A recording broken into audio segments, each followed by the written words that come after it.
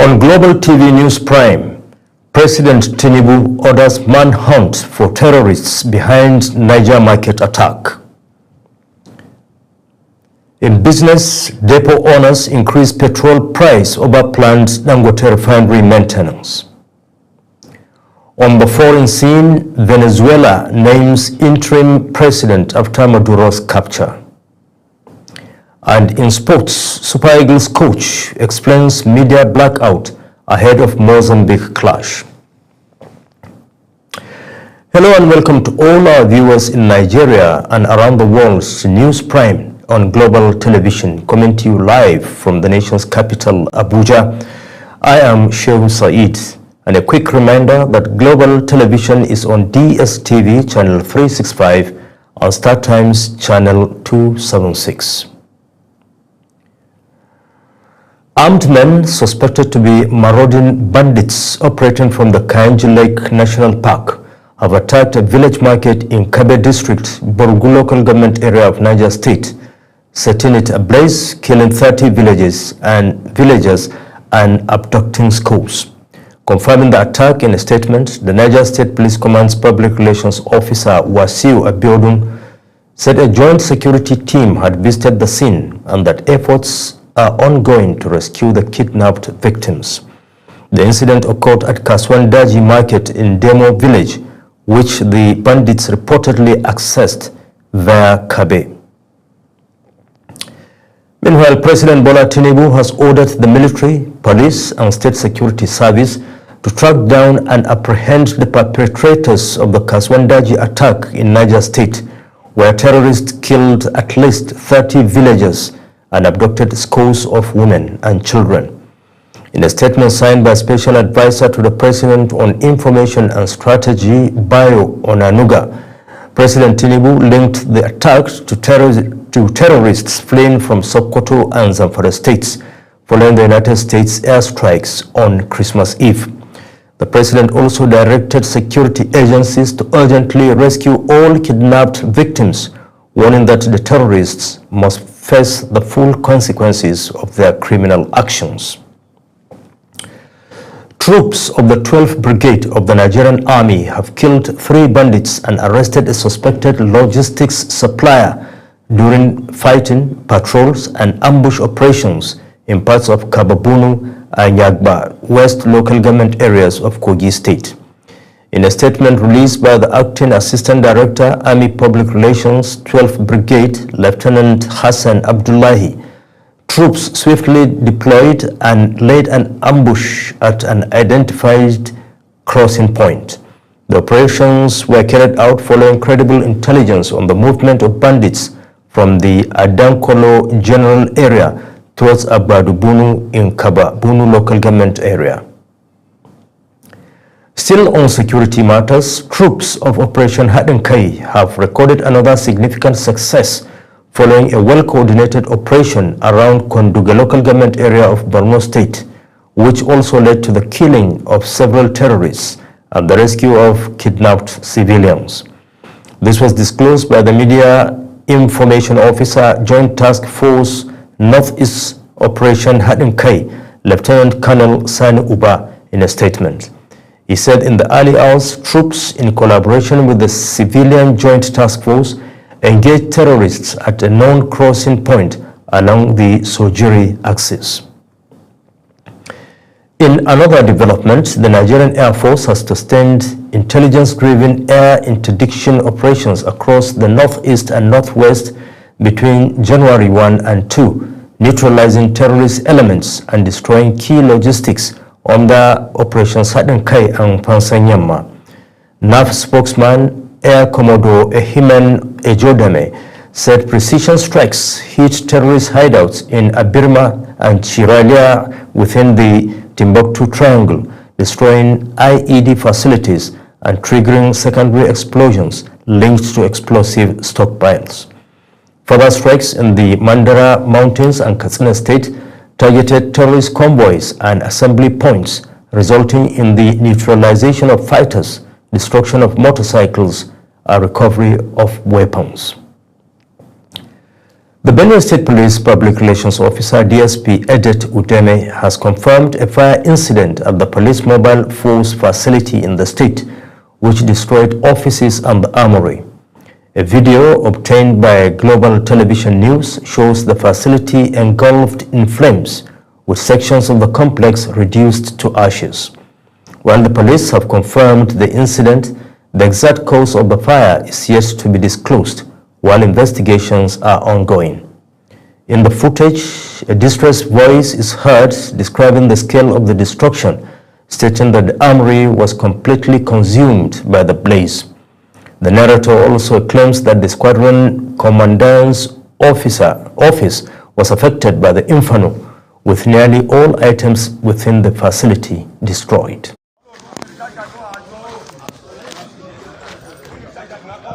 This is Moko 13 office that got burnt this morning, early this morning. This is the armory, everything burnt.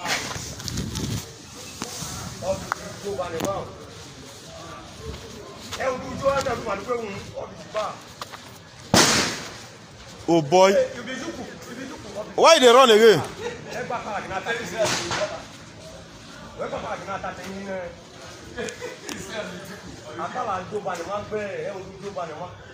Yeah? Oh boy. Over 13 armory got born this morning. Even the squadron commander office.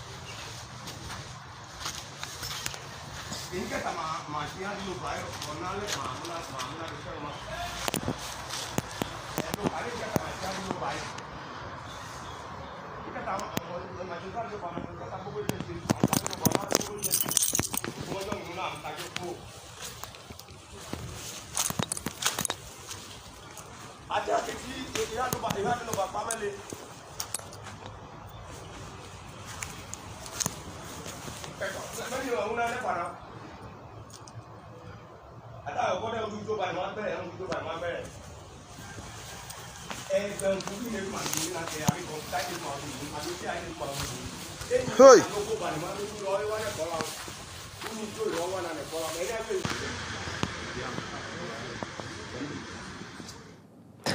To health matters now, the National Association of Resident Doctors says it will resume its total, indefinite and complete strike from 12 a.m. on Monday, January 12, citing the federal government's failure to fully implement a previously signed Memorandum of Understanding. The association said the action, tagged "No Implementation, No Going Back," will include center-based protests across hospitals and press briefings by leaders of its 91 centers, following resolutions from an emergency National Executive Council meeting. The association warned the strike will only end after government meets outstanding demands, including salary and promotion arrears, reinstatement of dismissed doctors, and full implementation of professional and specialist allowances.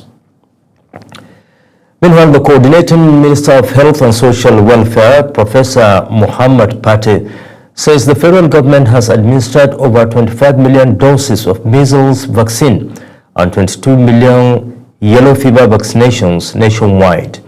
The minister disclosed this on his official X handle, highlighting significant gains recorded in immunization coverage and preventive health care delivery across the country.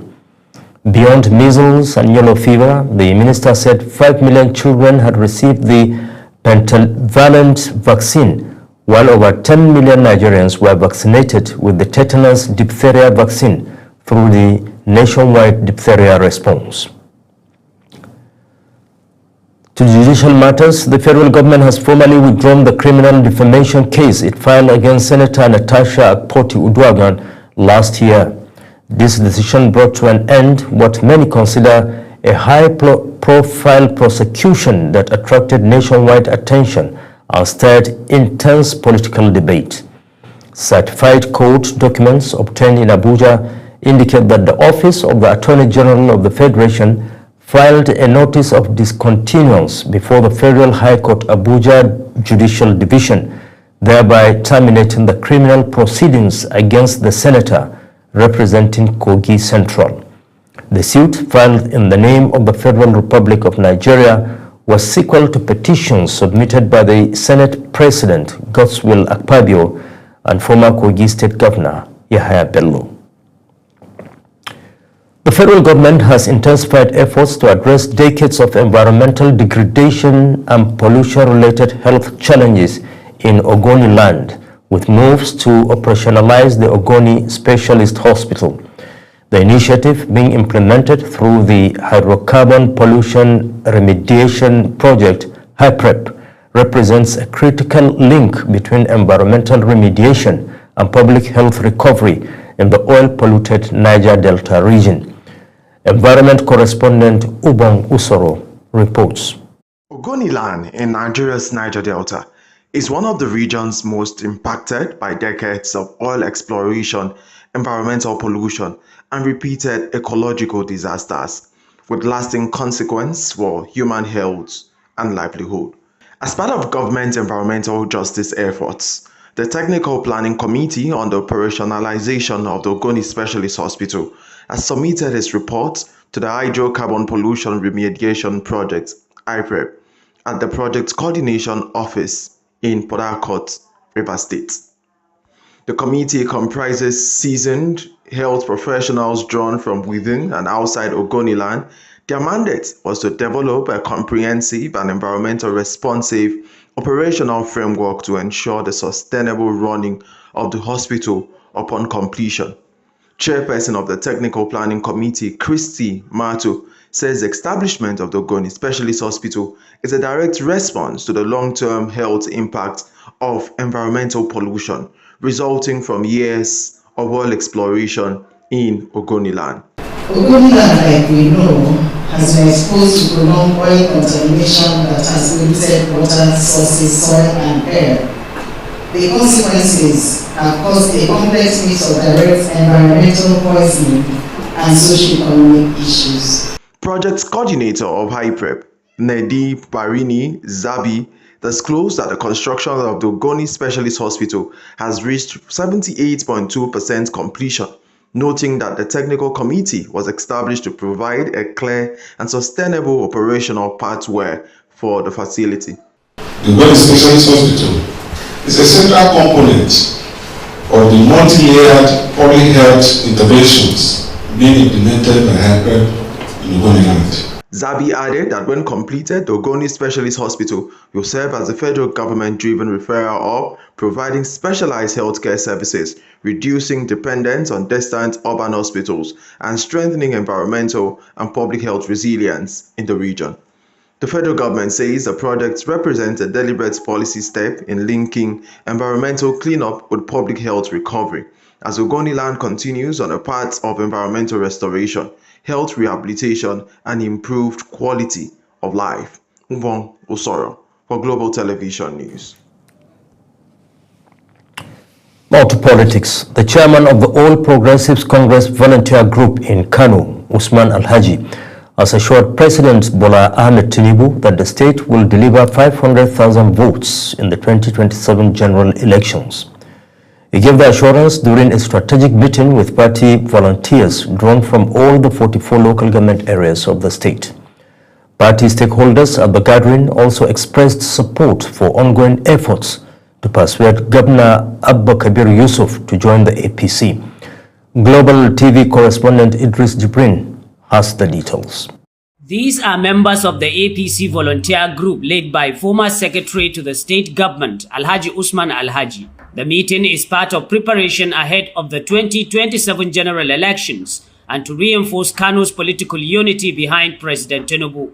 He says the goal is to consolidate support across the state and mobilize at least 500,000 votes for the president. He also welcomed the ongoing political consultations aimed at bringing Governor Abba Kabir Yusuf into the APC, describing it as a move in the best interest of the people. Today, the purpose of this gathering is our annual meeting where we invite representatives from the 44 local governments of Kano State. And we get together. Today's theme and the objective is to promote unity of APC in Kano State and of course to therefore promote the chances of winning the 2027 general election. We are lucky the governor of Kano State has announced his intention to come into the APC fold.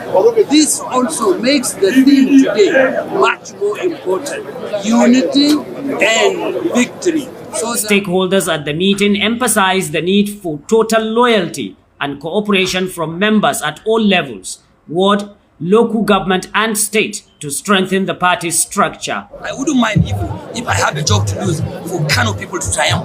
I wouldn't mind if I have a job to lose. I wouldn't mind to lose if the governor comes on board, if Kano will remain peaceful, Kano will remain united. Kano will continue to be at the lead of Nigeria's democracy because we're the biggest democracy today. So I wouldn't mind because I am a popular leader. I'm a leader who leads by example, a leader who believes in the benefit of his own people in the system, not about my personal benefit. And this is what we learned out from our forefathers. His Excellency, the Executive Governor of Kano State, Abba Kabir Yusuf, is preparing to come to APC. As you know, so many governors they come to APC in order to have their own chances for the second time.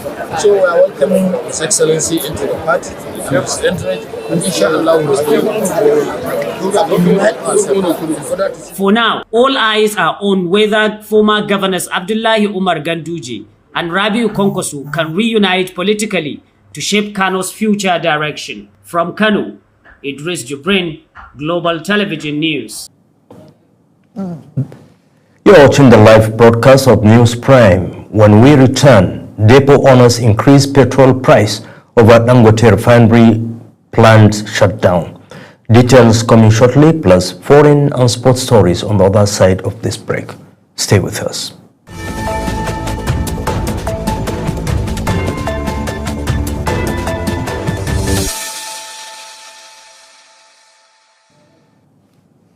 You're welcome back. The House of Representatives has released certified true copies of 4 newly signed tax reform acts following claims of discrepancies in the gazetted versions.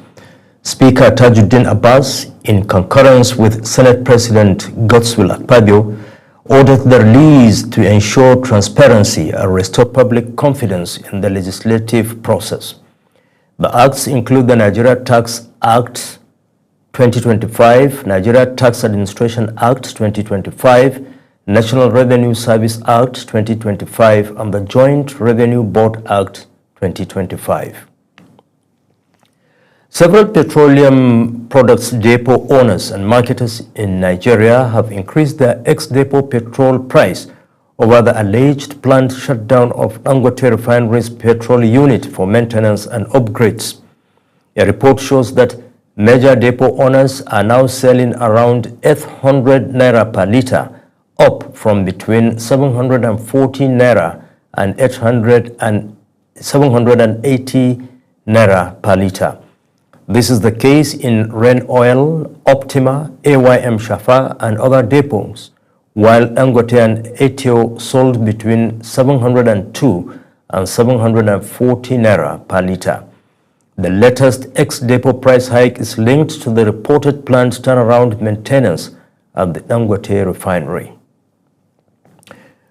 We move to the foreign scene, where the United Nations Security Council has welcomed Bahrain, Colombia, the Democratic Republic of Congo, Latvia, and Liberia as new non-permanent members for 2026-2027, enhancing regional representation.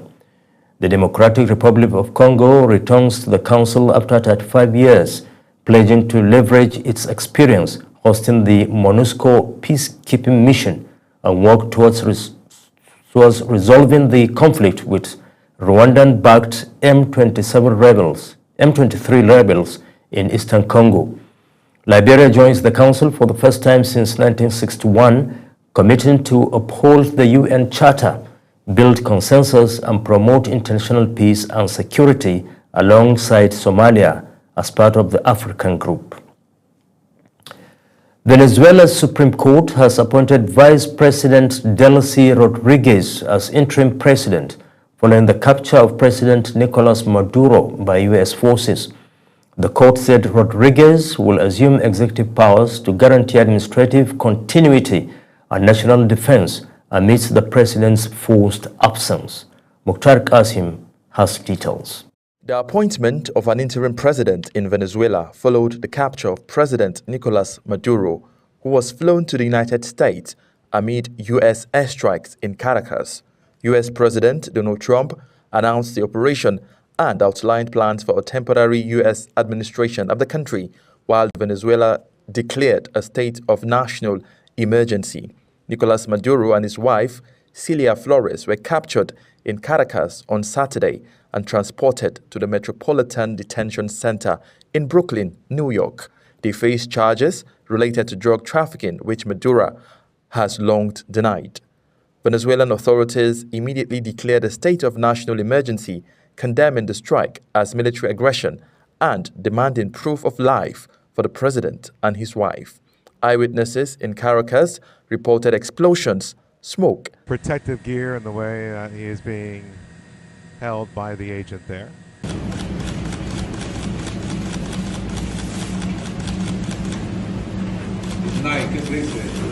Maduro and his wife, both indicted, gave up and were taken into custody by the Department of Justice. Trump indicated that U.S. oil companies would repair Venezuela's infrastructure and generate revenue for the country, fueling international debate over the true motives behind the intervention. We're going to run the country until such time as we can do a safe, proper, and judicious transition. So we don't want to be involved with having somebody else get in, and we have the same situation that we had for the last long period of years. So we are going to run the country until such time as we can do a safe, proper, and judicious transition. The capture of Maduro marks a historic escalation in United States-Venezuela tensions, with the world divided over the legality and ethics of the strike. Venezuelans remain in shock. International bodies are calling for restraint, and Trump's statement continues to dominate the political narrative. As Maduro sits in U.S. custody, the fate of Venezuela's leadership and future stability hangs in the balance, while the international community closely monitors each development. Mukhtar Qasim, reporting for Global Television News. Yemeni government troops, backed by Saudi Arabia, have retaken a series of provinces from the United Arab Emirates-backed secessionist Southern Transitional Council, STC, as tensions between the regional Gulf Arab powers continue to simmer. Rashad Al-Alimi, head of the Presidential Leadership Council, the internationally recognized government in the splintered, war-ravaged nation, said in a statement that Saudi-backed Homeland Shield forces had achieved record success in retaking all military and security positions in the province bordering Saudi Arabia after the operation launched a day earlier. Crucially, the government announced that it had retaken control of Mukalla, the key eastern port and capital of Hadramaut province, from the STC, which seized it last month and which Saudi forces attacked in recent days. We go to the world of sports, where Super Eagles head coach Eric Chelle has clarified the reasons behind the decision to restrict media access for 3 days leading up to Nigeria's AFCON round of 16 tie against Mozambique. Speaking during a press conference, Chelle explained that his job isn't just to cut off the national team from the media, but to take care of players and work. Chelle noted that he wanted his players to concentrate as the Super Eagles prepare for the important encounter against Mambas of Mozambique. Senegal defeated Sudan 3-1 in Tangiers to book a place in the quarterfinals of the 2025 Africa Cup of Nations. Teenager Ibrahim Baye scored minutes after coming off the bench, while Pape Gueye netted twice as Senegal overturned an early deficit. The former champions will now face Mali, who sent off Tunisia in a penalty shootout last night. And that concludes News Prime, and before we go, here's a recap of our top stories.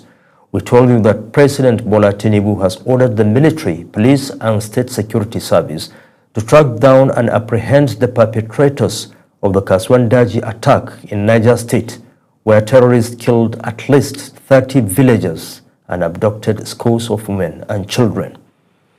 In business, we told you that several petroleum products depot owners and marketers in Nigeria have increased their ex-depot petrol price over the alleged planned shutdown of Dangote Refinery's petrol unit for maintenance and upgrades. On the foreign scene, Venezuela's Supreme Court has appointed Vice President Delcy Rodriguez as interim president following the capture of President Nicolas Maduro by U.S. forces.